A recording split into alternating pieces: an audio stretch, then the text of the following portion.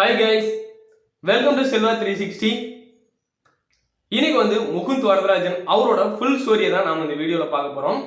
அமரன் அப்படிங்கிற மூவில சிவகார்த்திகேயன் முகுந்த் அப்படிங்கிற ஒரு பேட்ஜோட சுத்திட்டு இருக்காரு.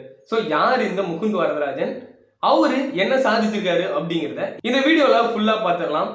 முகுந்த் வரதராஜன் அப்படிங்கிறவரு சென்னையில தான் பிறந்திருக்காரு. அவங்க அப்பாவுக்கும் ஆர்மி மேன் ஆகணும் அப்படிங்கிறது தான் மிகப்பெரிய கனவு.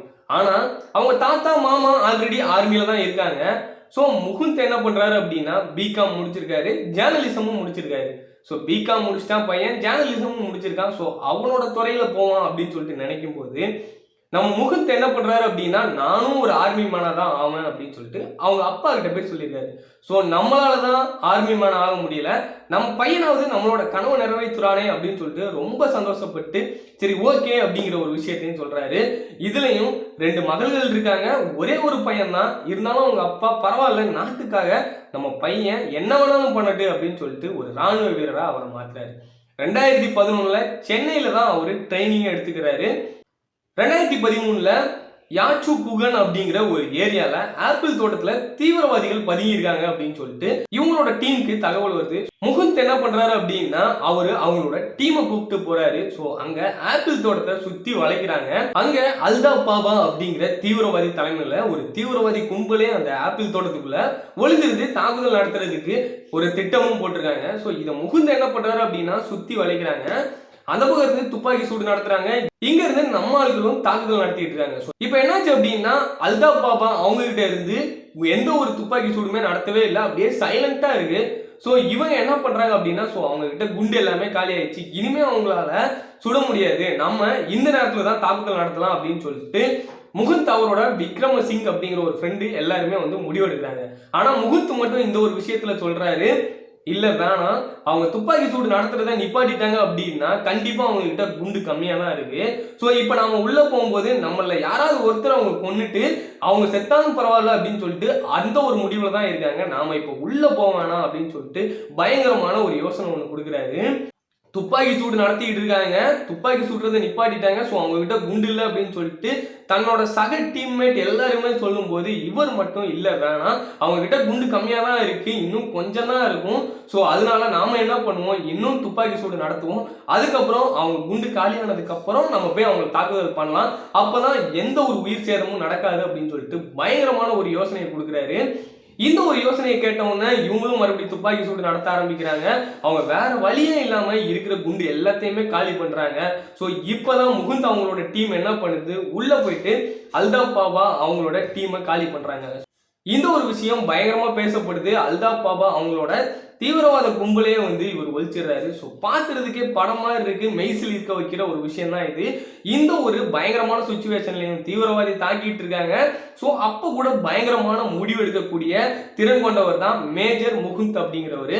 ஸோ அதுக்கப்புறம் ஒரு வருஷம் கழிச்சு அவர் இறந்து போயிடுறாரு அப்படிங்கிறது தான் மிகப்பெரிய மோசமான சம்பவம். அல்தாப் பாபா அவங்களோட டீமை தாக்குனதுக்கு அப்புறம் அவங்களோட டீம் ஒழிச்சதுக்கு அப்புறம் அங்க இருந்து ஒரு பேப்பர் ஒன்று எடுத்துட்டு வராரு. ஸோ அதுல கோட் வேர்ட்ஸ்லாம் இருக்கு. இந்த ஒரு கோட் வேர்ட்ஸ்ல என்ன இருக்கும் அப்படின்னு சொல்லிட்டு அவங்களோட டீம்மேட்ஸ்கிட்ட சொல்றாரு. ஸோ அந்த கோட் வேர்ட்ஸையும் அனலைஸ் பண்றதுக்காக அனலைஸ் டீம்கிட்ட கொடுக்குறாரு. ஸோ அவங்க அந்த கோட் வேர்ட்ஸ்ல இன்னொரு இடத்துல தாக்க போறதா ஒரு விஷயத்தையுமே சொல்றாங்க. இதுக்காக அல்தாப் பாணி அப்படிங்கிற ஒரு தலைமையில இன்னொரு டீம் ஒளிஞ்சிருக்காங்க. ஸோ அந்த இடத்துக்கு போங்க அப்படிங்கிற ஒரு விஷயத்தையும் அந்த தொழில்நுட்ப டீம் சொல்றாங்க. ஸோ இதை கேட்கும் போது இவர் என்ன பண்றாரு அப்படின்னா அதே டீம் அவங்களோட ஃப்ரெண்ட்ஸ் விக்ரமசிங் எல்லாத்தையுமே கூப்பிட்டு போறாரு. ஸோ அது ஒரு பொது இடம், ஒரு குடியிருப்பு பகுதியா இருக்கு. ஸோ இந்த ஒரு குடியிருப்பு பகுதியில் நம்ம இப்போ தாக்குதல் நடத்தணும் அப்படின்னா எதிரிகள் சாவுறாங்களோ இல்லையோ மக்கள் ரொம்ப பயந்து போயிடுவாங்க, மக்களுக்கு ஏதாவது ஆபத்து வரும் அப்படிங்கிறதுக்காக விக்ரமசிங் என்ன பண்றாரு அப்படின்னா நம்ம பொறுமையா தாக்குதல் பண்ணலாம் அப்படின்னு சொல்லிட்டு ஆரம்பிக்கிறாரு.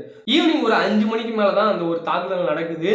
ஸோ இப்போ என்ன பண்றாரு, அல்தாப் பாணி அவங்களோட டீம்ல யாருமே மிஸ் ஆகக்கூடாது அப்படிங்கிறதுக்காக இவரும் அவரோட ஃப்ரெண்டும் உள்ள போறாங்க. உள்ள போயிட்டு எல்லாருமே சுட ஆரம்பிக்கிறாங்க. கையில் இருக்க குண்டு எல்லாத்தையுமே வச்சு இருக்கிற எல்லாத்தையுமே காலி பண்றாங்க. ஸோ அல்தாப் பாணி மட்டும் தப்பிச்சு ஓடிக்கிட்டே இருக்காரு. இருந்தாலும் அவர் போற வழி எல்லாமே துப்பாக்கி குண்டு சவுண்டு கேட்குது, சுட்டுக்கிட்டே போயிட்டு இருக்காரு. ஸோ இவர் எப்படியாவது பிடிச்சிடணும் அப்படின்னு சொல்லிட்டு ஓடிக்கிட்டு இருக்கும்போது தான் முகுந்த் வரதராஜன் அவரோட ஃப்ரெண்டு இறந்து போயிடுறாரு. ஸோ என்னடா இது, நம்மளோட ஃப்ரெண்டு இறந்து போயிட்டாரு, அல்தாப் பாணி வேற தப்பிச்சு போயிட்டு இருக்கான், இவனை விடவே கூடாது, இவன் இப்ப தப்பிச்சு போயிட்டான்னா இவனை நம்மளால பிடிக்க முடியாது அப்படின்னு சொல்லிட்டு தன்னோட ஃப்ரெண்டு டீம்மேட்ஸ் இறந்து போயிருக்கும் போது கூட அவரு முன்னேறி போயிட்டே தான் இருக்காரு. இப்பதான் அவங்களோட டீம்மேட்ஸ்க்கு ஒரு தகவல் ஒண்ணு வருது, அல்தாப் வாணி இறந்து போயிட்டாரு அப்படின்னு சொல்லிட்டு முகுந்த் வந்து அவங்களோட டீமுக்கு கான்டாக்ட் பண்ணி சொல்றாரு. டீம்மேட்ஸ் என்ன பண்றாங்க அப்படின்னா ரொம்ப சந்தோஷப்படுறாங்க. ஓகே, ஆபரேஷன் சக்சஸ் ஆயிடுச்சு அப்படின்னு சொல்லிட்டு முகுந்த் எங்க இருக்காரு அப்படின்னு சொல்லிட்டு முகுந்த பார்க்க வராங்க. முகுந்த் ரொம்ப சந்தோஷமா வெளில வராரு. முகுந்தோட நெஞ்சில துப்பாக்கி குண்டு பாஞ்சிருக்கு. டீம்மேட்ஸ் எல்லாமே கதறாங்க, எப்படியாவது இவர் ஹாஸ்பிட்டல் கூட்டு போயிட்டு காப்பாத்திரலாமே அப்படின்னு சொல்லிட்டு முடிவு பண்ணி காப்பாத்துறதுக்காக ஹாஸ்பிட்டல் கூட்டு போறாங்க. போற வழியில முகுந்த் இறந்து போயிடுறாரு. ஸோ இந்த ஒரு விஷயம் தான் நாட்டையே ஒரு உலுக்கின விஷயம் அப்படின்னே சொல்லலாம்.